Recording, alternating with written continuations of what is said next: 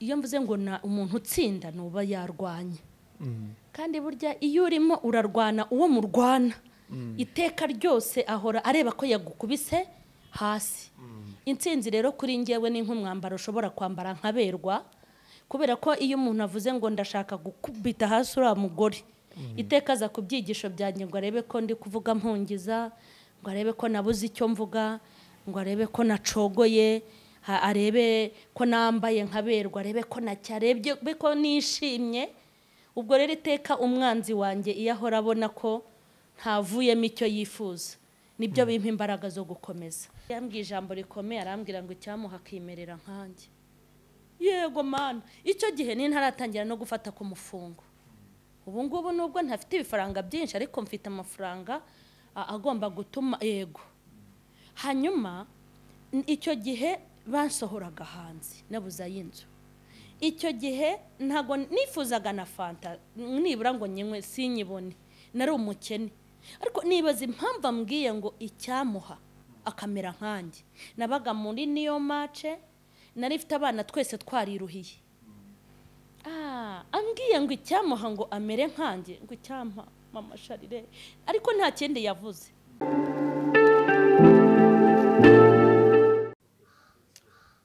Ubundi mu buzima ibintu ni bitatu gusa bishobora gutuma umuntu ava kwizima: n'amafaranga, ubutwari cyangwa se urukundo. Ntekereza ko urukundo rwo rwatumye aka kanya nawe uri muri bamwe bakurikiye ino sheni aka kanya. Nge ndi Usama Regan, abenshi bati ni mwarimu. Tugiye kuganira ni umufashamyumvire mama Charlene, benshi muramuzi cyane musanzwe mudukurikira, ariko nawe niba ari ubwa mbere iki kiganiro kiraza kurangira, ntekereza ko uri buze kuba uri muri bamwe umunsi ku munsi bazajya badukurikira.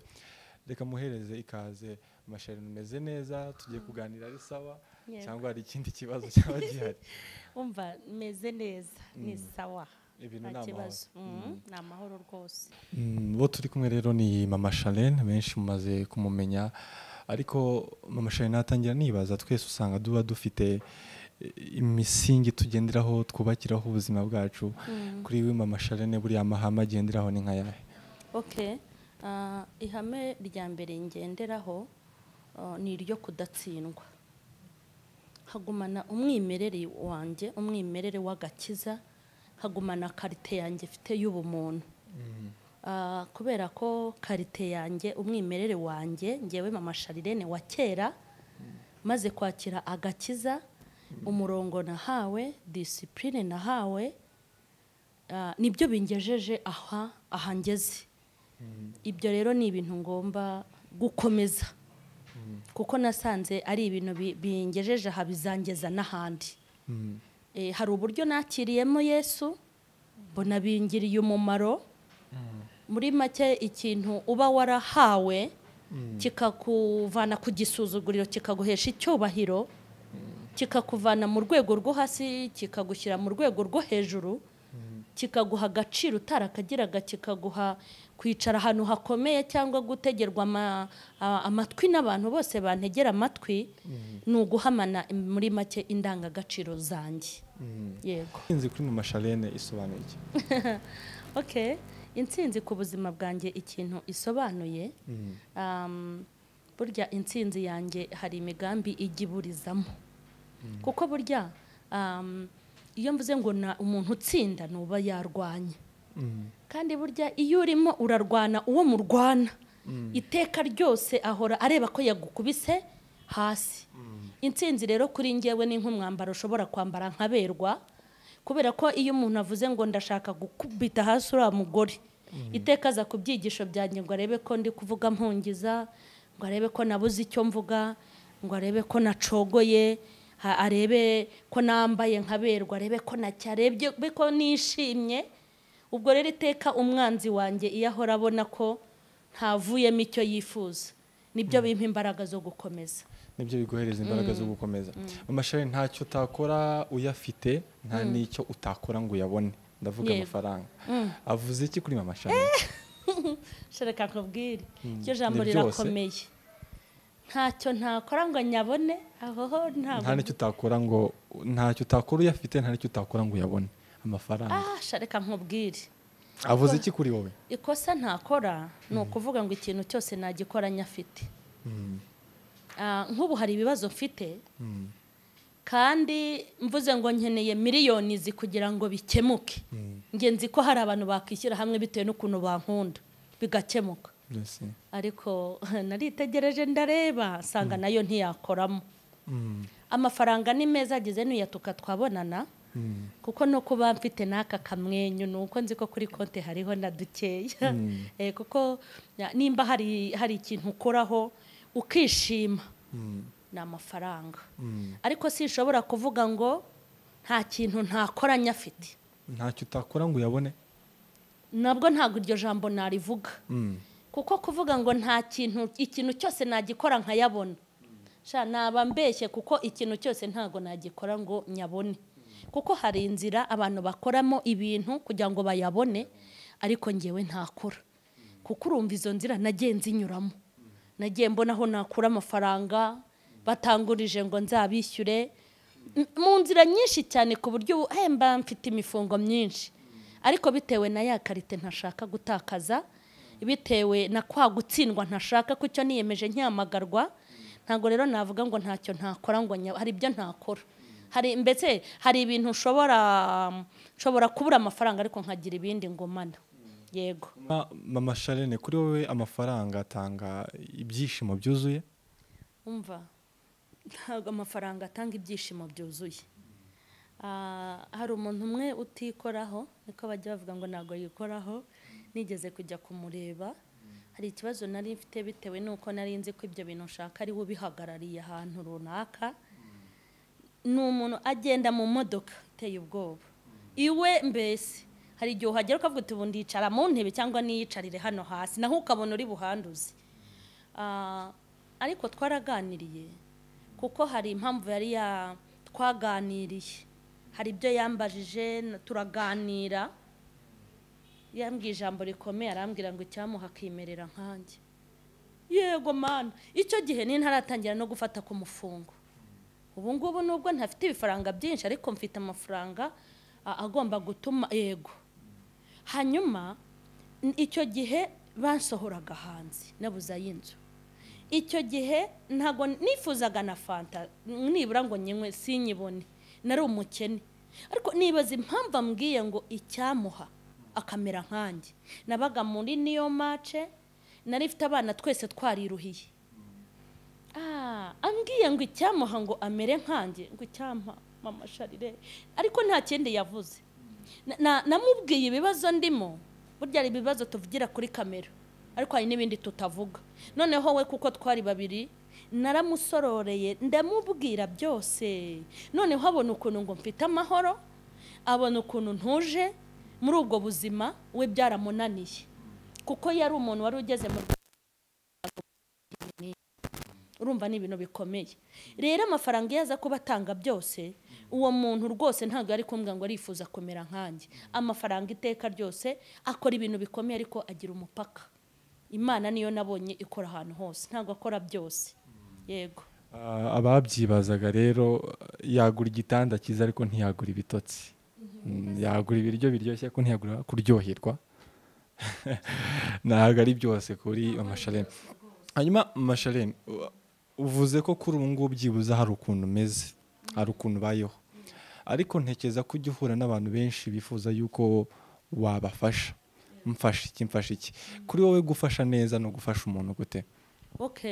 Ubundi gufasha, ikintu cya mbere ni uguha umuntu ikintu kimufitiye umumaro, sibyo? Ikindi ni ukuha umuntu ikintu kivuye mu mutima ubikunze, wabitekereje atari uko yagusabye gusa. Wakumva bitanakurimo ukamubwira uti ndaguha igisubizo, ariko ukamuha ikintu kimufitiye umumaro. Ushaka kuvuga gute? Kuko iyo agusaba ubufasha aba yumva ko bibuze kumugira we umumaro. Ngewe uri butange, ni ngewe uzi umumaro uri bugire iki. Reka nkubwire, hari umuntu ujya guha umwenda ukamuha umwenda utatambukana nawe mu muhanda. Wa wundi uvuga ngo uyu mwenda nteye isoni, sinawambara, sinzongera kuwambara. Nukuri uwo mwenda ushobora kumuha we akabona n'uw'agaciro, ariko wowe uwutanze kuko utakiwambara, utawushaka, wacuye, usa nabi, nta mugisha Imana ishobora kuguha. Ikindi kuba wafasha umuntu kwiza, hari ibintu nanga nsigaye mbona abantu bakijijwe bakora. Ni abakijijwe navuga, kuko hari abandi babikora ariko bakabikora kugira ngo bashishikarize abantu gukora. Guha umuntu ukajya no gufotora ibyo wamuhaye. Reka nkubwize ukuri n'abanyumva banyumvi. Nanjye ubwanjye nk'ubu mfite abantu bampa bakampa kuko nanjye mfite aboma.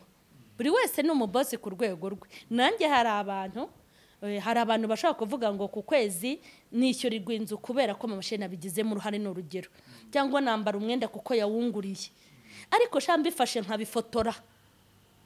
Nkuko nanjye uramutse ubifotoye ukavuga ngo mama Sharirene namukoreye ko nababara. Noneho rero guha umuntu ikintu ugasiga ugikameye, mana ya abantu nibakizwe. Uhaye umuntu akawunga ushyize kuri status, uhaye umuntu matera ushyize kuri ibi bintu nta bunyangamugayo burimo.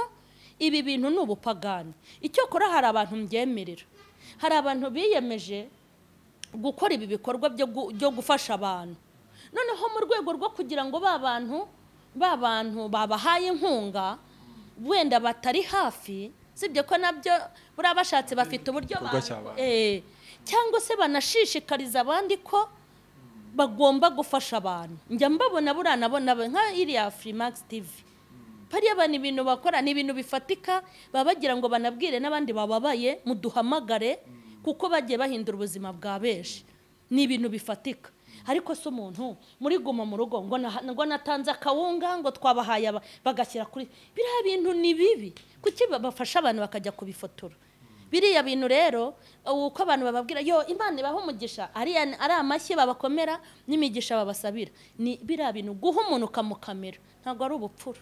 Nose mama Shani naho ngaho se twavuga ko byaterwa n'umugambi wo watanze. Urumva hari abushimye batanga ariko nanone bameze nk'abari gukubita abandi akanyafa bireka yuko bagomba gutanga, ariko hari n'ababishyiraho uburyo bavuze byo kugira ngo bibe. Turi usanga ni n'utuntu tudashinga. Iyo kawunga y'ibiro 3 ibyo ni n'utuntu tudashinga, kuko urebye hariya muri kuri ya Freemax TV kuntu bacigatira ibifaranga ukabona bahinduye umuntu amateka, ukabona yabaye mushyashya, ukabona yakeye arasa neza. Ni n'ibintu bifatika, ni n'umwuga wabo, sibyo?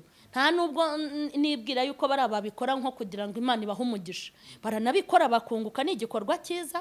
Nabwiye abantu ngo uramutse ukoze ikintu nka kiriya ugakuramo inyungu ariko n'abandi bakunguka, ariko kazi kawe ni sawa. Ariko nabwiraga nka bene wacu babakirisitu, biriya bintu ntabwo ari byo. Turabizi ko Bibiliya ivuga ngo nuha umuntu ugatanga n'ukuboko kw'imoso, uko iburyo ntikuzabimenye. Ni ijambo rero rikomeye. Rero ni ibintu bitari byiza. Nimba wowe utanezezwa nuko baguha bakabigaragaza, nimba utanezezwa yuko bya bintu wihereranya abantu babimenya, nta mpamvu yo kwerekana abantu ko igitanda araraho ari wowe wakimuguriye, werekane ko matera arayeho ari wowe wayiguze, ni wowe umutunze, ni wowe wamuhinduriye ubuzima. Ni byiza ko abantu bagira ibanga ry'ibyo bakoze. Abantu bagira ibanga ry'ibyo bakoze bya byose. Urugero, hari umuntu wampaye wambwiye ngo anyitabaza kugira ngo njye kumufashiriza abantu. Arambwira ati ni urugendo rurerure nakoze, mfite kamera, mfite channel yanjye byose. Arambwira ati ndashaka umfashe, nabonye uri inyangamugayo, ujye kumpera unjyanira ibi bintu kuri uriya muntu, ariko ndashaka kuzajyana n'umunyamakuru. Ndamubwira nimba uzi ko harimo umunyamakuru ntabyo ndi bujyane. Ntibira bintu byanyu byo kujya kwifotoza ngo mwahaye umuntu, ntago ngewe mba numva mbikunze. Rero ndeka ngende ngenyene ndakwereka facture y'ibyo naguze, hanyuma nawe ndamufotora biriwe mbikurungikire kuri WhatsApp. Nuko nabikoze kubera ko ngewe ndabizi twebwe twagiye dutungwa n'abantu. Abantu akakwishyurira inzu, umuntu akakwambika akakugurira igitenge, mbese biba ari byiza ko umuntu nimba anahagaze bwoma abantu bamenya ko ari imbaraga ze. Buriya haba harimo n'agashema. Ariko shaho ibaze nk'umuntu w'umugabo ukamugurira matera, kandi burya abagabo bakunda icyubahiro, ukamugurira matera ejo bundi akamana wabishyize kuri YouTube. agashima Imana ariko kabisa akavuga tumva rwose wa Mana we nanjye uzangira umugabo ntazagira umuntu wongera kuma kuko burya guhabwa nyine ni uguhabwa. Akenshi hari n'abavuga ko uwo bagiye gufasha ari uko adafite cyangwa se adafite imibereho myiza atabayeho neza. Bikantera kwibaza Masharene, kubaho neza no kubaho gute? Ubundi kubaho neza ukuntu mbifata ni ukubaho ubayeho mu buzima bwawe nta muntu ubangamira, ukagera ku bintu byawe nta muntu wahiritse. Nimba ubayeho mu buzima bwo kuzamuka ukaba nta bantu watembagaje kugira ngo uzamuke, nimba ubayeho mu buzima bwo kurya no kunywa ukarya kandi ukananywa nta bantu wahutaje kugira ngo kwa kurya no kunywa urye, mbese ugatunga ibintu byawe by'umugisha, ntube mpemuke ndamuke, ukiyambarira umwenda wawe udafite ikibazo. Kuko ubu tuvugana hari abantu bafite ubuzima bubacira urubanza. Umuntu ugasanga ari ibirya arya yabivanye mu kwanduranya, ari umugabo afite yamukuye mu kwanduranya, inzu yubatse yayivanye mu kwanduranya, umubyibuho afite yawukuye mu kwanduranya, ugasanga ibintu bye byose biriho hariho utubazo. Kwishyura inzu akabazo, minerivare z'abana akabazo, buriya buzima burakatsindwa. Niyo mpamvu barara bashikagurika ntibanasinzire, nta mahoro wabona. Ariko kubaho neza nifuza ni ukubaho mu buzima bwanjye ibintu byose bimbaho mu buzima narabigizemo uruhare, ntawe nahutaje, ntawe nkabona. Wenda urabona nk'ibi bintu byo guhitinga, hari abantu bashaka kuzamuka bakakuzamukiraho bakakugira urwego. Wazamuwe n'amateka yawe cyangwa ukazamurwa n'ibyo ukora, ukazamurwa n'umumaro wawe, ujya kuntondagiriraho nkubera urwego kubera iki? Washaka wenda no kuzamukira ku muntu bikaba ari ibintu byiza birimo iki, birimo umugisha. Ngewe rero ubuzima bwanjye bwiza ni imibereho mfite, nta muntu uri kurira ku bwanjye. Yego Mama Charlene, uri kuvuga ibi uyu munsi hari kera uko yari ameze, niyo munsi hari uko ameze. Byose reka tubihurize mu kintu cyitwa impinduka. Hari abareba umuntu akavuga ati runaka yarahindutse, uko yitwara siko yari ameze. Ariko nanone ugasanga n'abandi ku rundi ruhande bati impinduka zirakeneye kuko nyine ni gutera imbere, hari ibyo ugomba kureka n'ibindi ugakomeza. Nshaka kumenya icyo utekereza ku mpinduka cyangwa se uburyo abantu bava mu buzima bumwe bakajya mu bundi, yaba mu buryo bw'imyitwarire yaba mu butunzi. Unsobanurira ikintu cy'impinduka wowe uburyo ucyumva. Impinduka mu buzima ziba zigomba kubaho, kandi burya iyo uri umuntu usenga Imana, iyo ugeze mu cyiciro icyo ari cyo cyose, Imana ikwereka uko ukwiye gutekereza.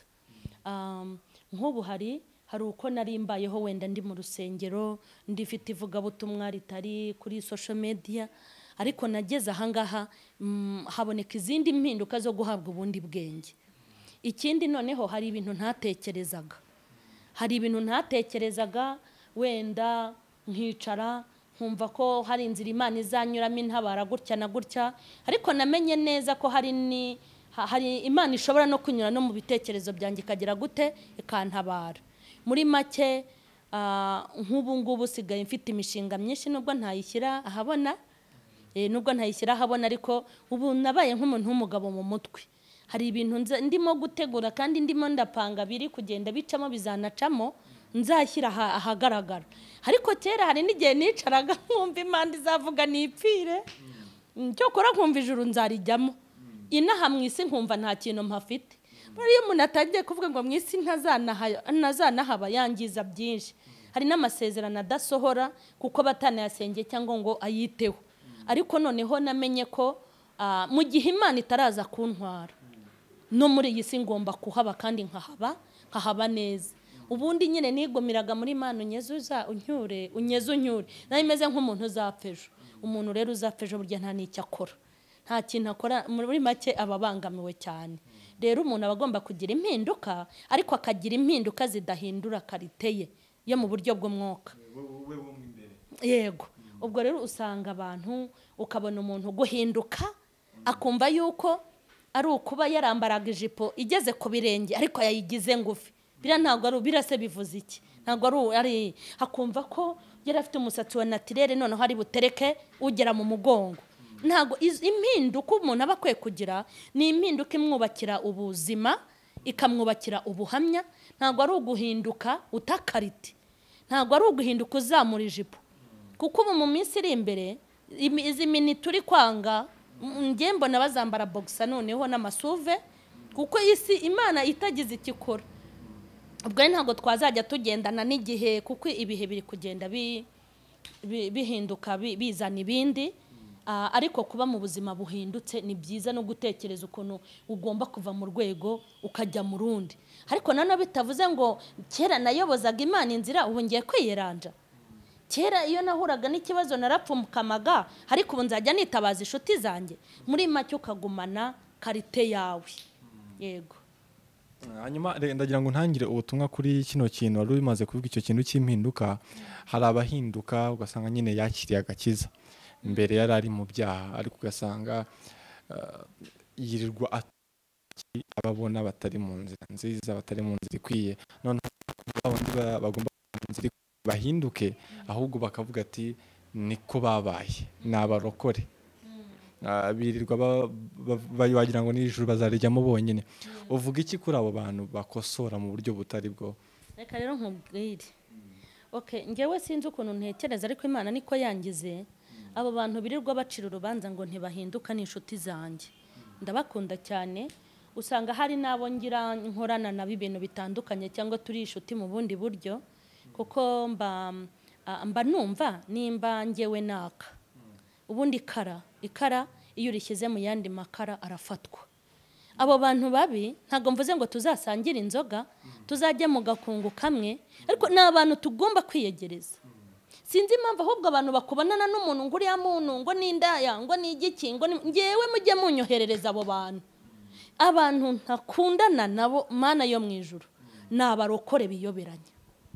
Buriya no muri comment iyo mbonye umurokore yanyandikiye anyiyoberanya, ndamusubiza ku buryo nsubiriza n'abandi bose azabaza.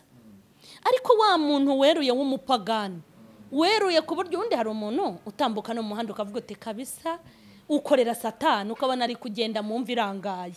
Bariya abantu ndabakunda n'umutima wanjye wose. Kubera iki? Bariya bameze nk'abarwayi, twebwe tukaba abaganga. Yego. None urambuza kugendana nawe, ni gute se atambonera nk'umugisha agahindukirira kuri njye? Niyo mpamvu rero uwo muntu mba mushaka, wa musinzi wabaye buzizi, wa musambanyi wabaye ruharwa, kuko abari abantu tushobora kubamurikira bakagira gute? Yego. Ikindi nabonye Imana yacu itameze nkatwe. Nge ngira ibitekerezo byinshi, nkavuga intaba abantu ko iyi imvura iguye idakatira mu murimo wa Mama Sharirene gusa, ko mbona nabiyiba ibaha imvura. Nkavuga ngo aba bantu iyo bagiye kudepoza, hari ujya kudepoza arangije yibiri, hari udepoza yararanye n'inkumi, hari ujya kudepoza amaze kuniga umuntu. Ko hari igihe mbona wa muntu wanize umuntu yabonye akazi, wa muntu wasenza yibiri ntakabone. Ngasanga Imana ni umubyeyi ifite umugongo mugari, ihetse abajura bose n'abasambanyi, kuko yababye ni nk'abana bayo, kuko igihe cyo kurobanura intama n'ihene ntikiragera. Nkavuga ngo abantu Imana itarwanya, abantu Imana ikunda, abantu Imana irinda, abantu Imana yitaho, ngiye njya kubanga nkandi. Burya umuntu Imana yamukunze nta n'impamvu we yo kumwanga. Ariko ni n'ibintu byumvikana, ni naryo kosa abakristo bagira. Umuntu agize intege nke bose baramwanjamye, kandi uwo munyantege nke akeneye abanyembaraga. Umuntu araguye baramwanjamye, kandi uwo muntu waguye akeneye abahagaze kugira ngo yongere ahagarare. Muri make rero abo bantu batererana ngo ni babi, ngo bameze gutya na gutya. Nk'ubu hari umukobwa Mana ndamushaka, sinjye nifuza gukorana n'abantu ibiganiro, ariko mba numva mushaka ngira ngo mubwire ko mukunda. Urabona hari umukobwa sinzi uko bamwita, nahize na nimero ze nimuzimbonera muzazimbe. Uriya mukobwa wagiye kuririmba yambaye intuza yonyine bakamugira urwamenyo. Yego. Kaburiya nkuriya rero. Yego. Buriya nkuriya mba numva namuba hafi, mba numva twakibera inshuti, uri kumva? Kuko mba numva mbabaje kujya kumwicaraho, kujya kumuvuga ngo ni mundebere, mpita nibuka ngo mbese Fifi wanjye nzi mu myaka yuri azaba yarabaye gute, Sharirene wanjye muri iriya myaka azaba yarabaye gute. Kavuga ni reka basinderera abandi, wenda nanjye Imana izagira ite izanderera. Yego, iyo mibare rero yo kwigira abakiranutsi, wese ko umuntu yaka mu kwezi kumwe mukunda akaba yazima, ko umuntu ashobora gukomera muri uyu mwaka mu wundi akaba yakoroha, ko nabo bivuga Imana iduhamagara yadukuye mu byaha bitandukanye ko tutari intungane, ni gute dutekereza ko bo badashobora gukizwa bakanakorera Imana kuturusha? Abantu rero bajye baba hafi y'abanyantege nke, abantu batarakizwa, abantu baguye, bari abantu tureba tugatangara, ntabwo ari ibivume, ni abana bavutse ku babyeyi bameze nkatwe, ni abana bose ibere rya ba mama. Nimba kuri komenti umutuka ibitutsi bingana kuriya, basigirira imbabazi mama we wamubyaye. Yego, cyangwa uvuga ngo uyu ari mushiki wanjye bakamwandikaho ibi bintu, uyu nguyu ari anti wanjye bakamwandikaho ibi bintu, nakishima. Ibyo twifuza tujye tubikorera abandi, kuko nubwo dukijijwe dufite benshi mu miryango badakijijwe. Inkoni dukubita abandi mu miryango yacu barahari batarakira agakiza. Yego, ibyo wifuriza umutima wawe gerageza ari nabyo wifuriza bagenzi bawe, bityo twese isi yacu ubuzima bwacu bube bwiza. Icyo numva nifuriza ngewe nyifuriza n'ubundi kuryo twese tugende tuzamurana. Reka nkubaze ku kintu wari uri kuvuga abandi uko abantu bagufata, ibyo byose niba abandi bakuzengurutse. Inshuti nziza kuri Mama Charlene inshuti zimeze zite?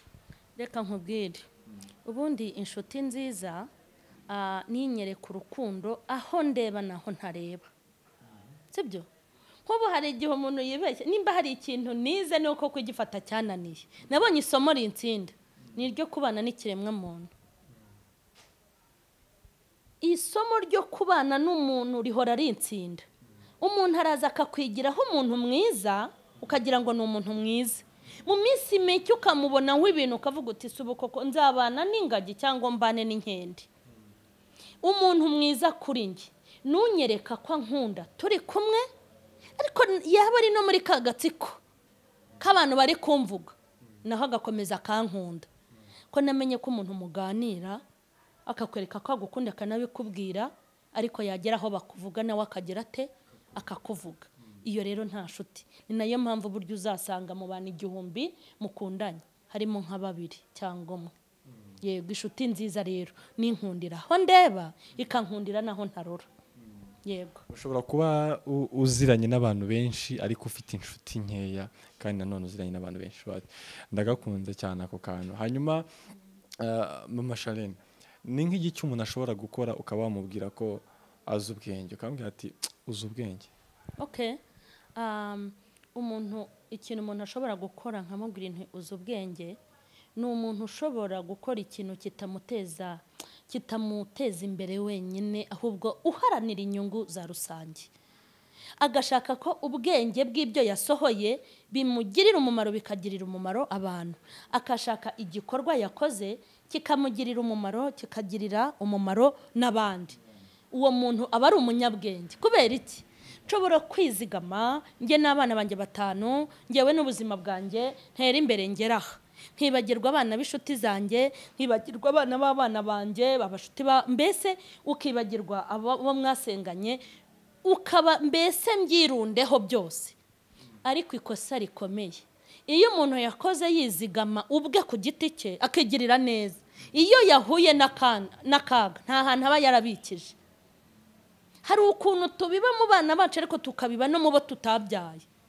Icyo gihe ubuvuze ngo umunsi nashiriwe, haleluya, umunsi nashiriwe, umunsi byankomeranye n'inkomanga kwa runaka hazankingurira kuko namubibyemo. Ariko nanone bidashatse kuvuga ko ibyo dukora byose bigomba gushingira ngo mpa nanjye ndaguhaye uzanyishyure, ahubwo bivuze ngo gukora neza uburi kubiba.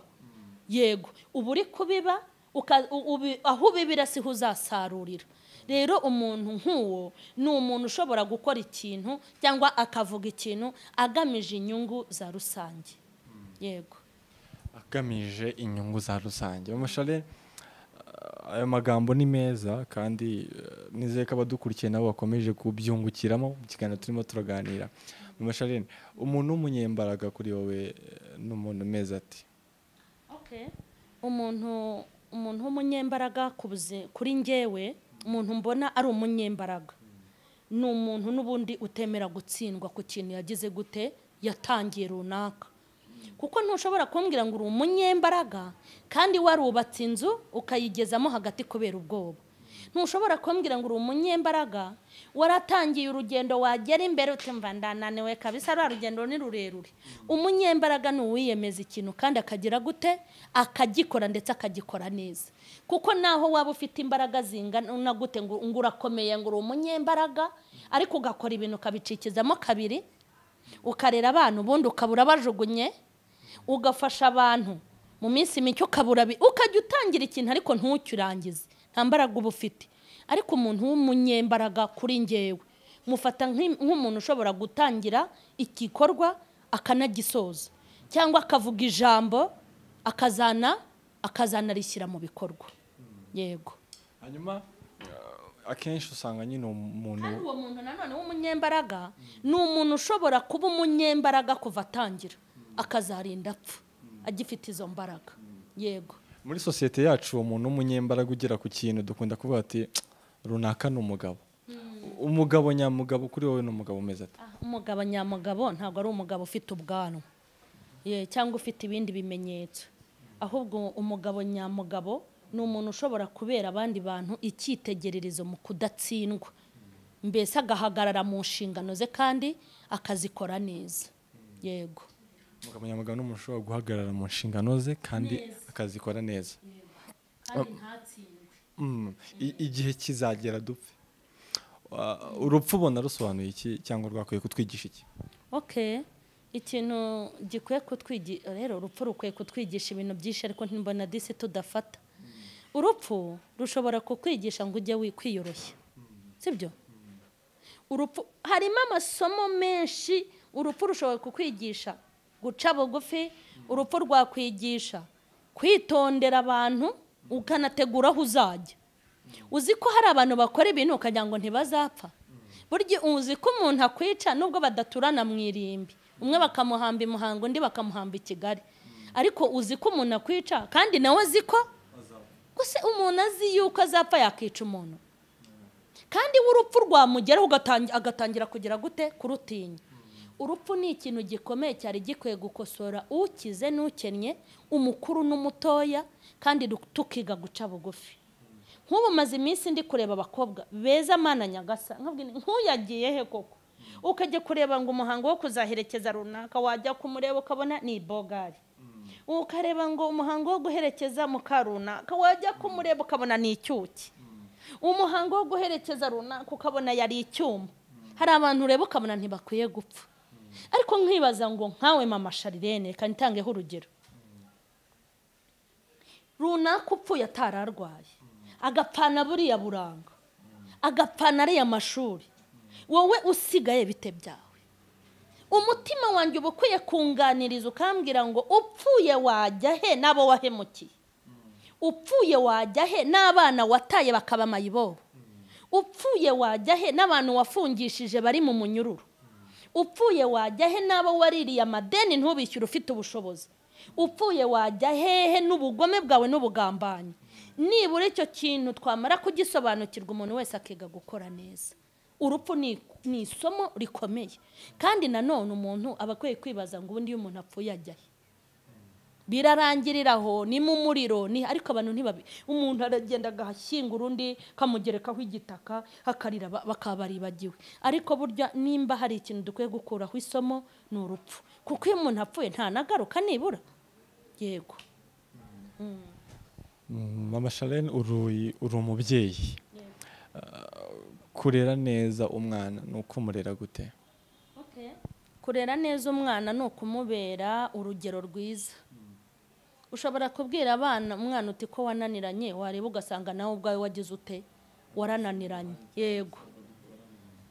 Nk'ubu dufite ababyeyi b'abagabo b'ibirara, ndabita ibirara, ugasanga birirwa basambana ni ba shuga dadi, ku buryo n'umwana w'umukobwa ashobora kuza kugusura, abana kumwe abakobwa basurana, ku buryo ashobora kuza mu rugo kugusura yagusuye ari umwana mugenzi wawe, wajya kubona ukabona papa wawe wagize ate, aramuterese.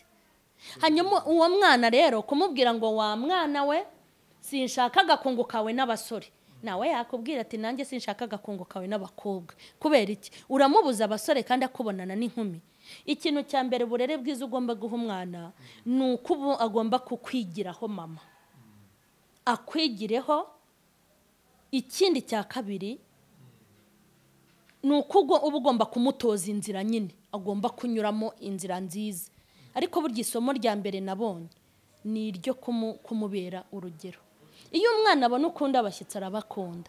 Iyo abona ugira agasuzuguro ugakingirana abantu ku bipangu byawe ntibinjiremo, nawe niko azabigenza, kubera ko abana bagenda bafata. Yego, kurera neza nizeye ko mwebwe mudukurikiye mu byumvise, ukabera abana urugero, ukabereka uburyo bagomba kugenza inzira inyuramo ko nabo bagomba kuyikora. Aba mu masharene nigeze kuvuga ngo igihe kizagira dupfe, ariko kenshi abapfa benshi ni abapfa babanje gusaza. Ntekereza ko imibare ari mikeya yabo Imana yijyanira hakiri kare. Gusaza neza umuntu n'iryari umuntu twavuga ko ashaje neza ni gute? Okay, ubundi umuntu usaza neza ni umuntu usaza ataranduranyije. Hari umugabo reba akavuga uti mu busaza bwawe uzaruha. Hari umuntu uhemuka ari umusore, agahemuka ari umugabo. Ahantu hose ugasanga yabaye gateza miryango, ugasanga ahantu hose yabaye umwambuzi, ugasanga ububari yanywereyemo yagiye abambura, ugasanga yateye inda, hari abo yateye inda zikuramo, ugasanga yashatse abagore arasambira afite abana atiyandikishijeho. Mbese ugasanga yabaye bihemu mu muryango n'ahatari mu muryango. Uwo muntu rero yashaje. Icya mbere abana yabyaye ntiyabareze kirane, cyangwa abo yabyaye ntabarere. Ba bantu yagiye yambura atigeze yitwaraho neza, ko ari bo bantu bari kuzamufasha mu gihe cy'amasaziro cye, akaba yaragiye agenda asiba amayira y'aho azasazira. Umuntu rero usaza neza aba yaramaze kubitegura mbere y'uko asaza. Aba yaramaze gutegura amasaziro ye, kandi gutegura amasaziro yawe ni ubunyangamugayo n'ubudahemuka, ku buryo umuntu yicara ati dore runaka ni ukuwabaye, ugasanga akoze mu ikofi. Ubu ngewe wenda usibye ko ntarasaza, hari ahantu nigeze ngera mbabaye, mpura n'umumama arambwira ati mama Sharire ni wowe? Sinari muzi. Akuramwe amafaranga arayama. Ndamubwira niko ntakumenya, kumbe yari inzahare. Ariko nanjye tumenyana ntago nari nzahutse, ahubwo ari ukuntu no mu dukeyo ufite ukoreramwo umugisha. Mama Sharire ndakwibuka, uribuka ugikorera kuri 40 naho nadoderaga muri atelier. Nari ngiye kubatizwa, nari ngiye kubatizwa, hanyuma duhurira kuri 40 ndi kubwira Imana ngo sinzabatizwa nta mwenda afite, hanyuma uhituma imyenda mishyashya wari widodeye. Nibuka icyo gihe ko naguze igitenge nkishyira kuri taye, ndayidoda imyenda imaze kuzura. Ijwi rirambwira ngo iriya myenda wadozere gasi yawe, ngo wa muntu washuhuje ngo niwe uzayiha. Nahise muhamagara ngo ngwino twari imyenda, Imana yambwiye ko nyiguha. Yari afite icyifuzo cy'uko rero agiye kubatizwa nta myenda, kiba kirakemutse. Ambwira ukuntu namuhaye imyenda, ambwira ukuntu namufashe neza, ariko ubu yabaye umusirimu ntakiri wa wundi. Urumva rero hari abantu bagenda uko ugenda ubibi byiza. Ni ukuri nta muntu ushobora kubaho neza ari umugabo ngo agende abiba imbuto nziza aho akwiriye n'aho adakwiriye ngo azasarura amahwa. Icyo umuntu abiba nicyo azasarura. Umuntu rero ubusaza bwarabute, nk'ubu ndi gutegura ubusaza bwanjye, ndi kubutegura kuko mba numva mu gihe cyo gusaza kwanjye mfite iminyago myinshi, mfite ibintu nzibutsa Imana, hari n'ibintu Imana izanyibukira, haba mu bana nabyaye nabo ntabyaye. Abantu rero bajya basaza batanduranyije. Hanyuma mama Sharene, wenda tugenda tugana no ku musozo, ni gute umuntu yabana n'abatamwemera? Uyu munsi bino bintu uri gukora hari benshi bagutera amabuye, ati ni wa mugore uri kuvuga ubusa, ati ni wa wundi, ni babandi. Umuntu yabana ati n'abatamwemera? Okay, ubundi abantu batakwemera, nje nabwiye abantu ngo mu nshuti nyinshi ufite ujye umenya uko ubana nazo. Iyo ubana n'umuntu uzi ko akugirira ishyari, hari ibintu wirinda kumwereka. Icyo gihe ntago no kumwereka iwawe, ahubwo urabihagarika. Ushobora kwanga kumwereka iwawe, ntumubwira uti naguze ikibanza. Iyo ubana n'inshuti yawe ariko uzi ko igira umunwa muremure, ifite ururimi rureshya na karuvati, icyo gihe nawe wirinda kumubitsa amabanga ukajya umubwira ibintu ku buryo binasohotse nta kibazo wagira. Mbese ubundi ngewe ibi bintu ndabimetirije kuko mfite inshuti naziciye mu byiciro. Hari umuntu ushobora kumbwira ati ndashaka kuza iwawe dukeneye kuganira, ahubwo nkaba nashaka ahandi tuganira, nkabwira uyu muntu ni mugezi wanjye, hazazana abancisha umutwe kuko ndamwiyiziye. Nshobora rero hari n'umuntu umpamagara kuri telefone bitewe n'uko muzi, nkavugana nawe amagambo abaze kuko nzi neza ko ari kurikodinga ibyo tuvugana ari bubivuge. Bari kumva? Hari n'undi ushobora kumbwira uti mama Shani ndashaka kugusura, nkaba ntamwinjiza muri salo ngo mumujyane mu ntebe, nkaba namwakirira muri jaride, nkamushyira muri jaride yanjye. Hari n'undi wambwira ngo ndashaka ko tubonana, nkamubwira nti ni kuri telefone. Ubwo rero rwose ibyo bintu ni ibintu byiza, ikintu bigusaba kubana n'abantu batakwemera, kuko tuzarinda dupfa tutabonye abantu bose batwemera. Ni ukubashyira mu byiciro, yego, kandi bose mukabana, yego. Ni ukugira ubwenge muri make bwo kubana nabo. Hanyuma mu gusoza tugana no ku musozo, nekereza ko byinshi twabyungukiye muri kino kiganiro. Ni iki wabwira abari baduteze amatwi by'umwihariko abajene, urubyiruko ruba rudukurikiye, nk'inama tukagana ku musozo? Inama nagira urubyiruko, ubu twese ari itorero, ari igihugu, ari imiryango, ubu twese mutubona basitari bo muri iki gihugu, perezida wacu, abaminisitiri, inzego zose zikomeye, twese nibo tureba. Urumva atari abantu bakomeye? Amaso yacu twese n'abapasiteri n'abashumba ni mwebwe tureba. Kubera iki? Muri abantu bakomeye nubwo mutabizi bamwe, kuko iyo bamwabimenyaga, yaba babimenyaga hari ibintu bakirinda, kuko hari ibintu umuntu akora bigatuma asaza vuba atageze ku mugambi w'icyo yari yarapanze. Nimba igihugu cyose giteze iterambere ku rubyiruko, aribo maboko y'ejo, urumva ni abantu bakomeye igihugu kibitseho. Rero ubwo nagira ngo mbabwire ngo ikintu cya mbere bagomba kumenya ni uko ari abantu bakomeye. Kuko nimba umuntu afite imyaka ingahe ayoboye akarere, ayoboye igihugu, menya ngo azasaza n'imyaka ya pasi iri kugera. Hanyuma batangire bige ukuntu bagomba gukomera. Hanyuma rero urubyiruko rero icyo mpfa nabo nuko batazi icyubahiro bafite no gukomera kwabo, ugasanga ahubwo icyubahiro cyabo arumva ko kuba afite icyubahiro nuko yambaye ya pantaro imeze ukuntu, icyubahiro cye nuko yambaye icupa, icyubahiro cye nuko yapfumuje amatwi karindwi, icyubahiro cye nuko yambaye deshire. Mbese akabishyira icyubahiro akagishyira mu tuntu turangira. Ariko barenga imyambarire, barenga iterambere, barenga ibintu by'ubustare n'ibindi babirenge, bagerageze gukora ibintu byatuma bazaba abo bagomba kubabo. Mbese bo gukata ukubiri n'umugisha wabo ubarindiriye. Numva rero nagira inama urubyiruko rwo gutegura imbere habo, kuko nta wundi uhabafitiye. Nafite icyigisho cyitwa Tegura Ejo Rubyiruko, kijya cyica kuri channel yanjye. Niho njya mbwira urubyiruko ngo imbere hawe nta muntu uhafite. Naho waba ufite mama ugukunda si uhabifite, naho waba ufite papa ugukunda si uhafite. Papa na mama ni abaterankunga b'ubuzima bwawe, ubundi wowe nyirizina ni wowe ufite iterambere ryawe. Kuki mvuze ngo ni abaterankunga? Umuterankunga hari igihe agera akananirwa, umuterankunga hari igihe agera akabura ubushobozi, hari n'igihe aguhararukwa.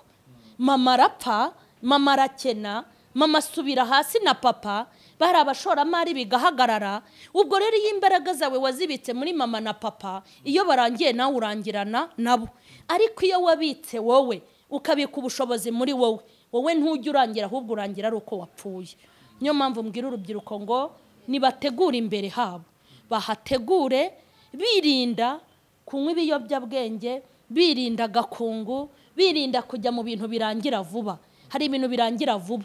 Ubona mbese muri make imbaraga z'urubyiruko ahanini zishingiye yagura agakweto keza, yagenda mu muhanda akumva birarangiye. Ariko njya mbwira urubyiruko ngo nibategura imbere habo batarahagera, kuko imbere habo nta wundi uhabafitiye. Kandi mbabwira ngo muri abantu bakomeye. Yego. Arakoze cyane, inama nziza, amagambo aryoshye. Reka tubashimire mwese mwafashe umwanya wanyu mukadukurikira. Mbibutsa gukora subscribe naho mu nguni y'iburyo ya telefone cyangwa se laptop machine yawe uri kudukurikiraho.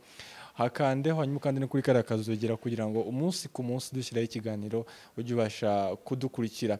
Reka mbifurize komeza kugira ubuzima bwiza kandi bwuzuye ibyiza byose mwifuza, naho ubutaha.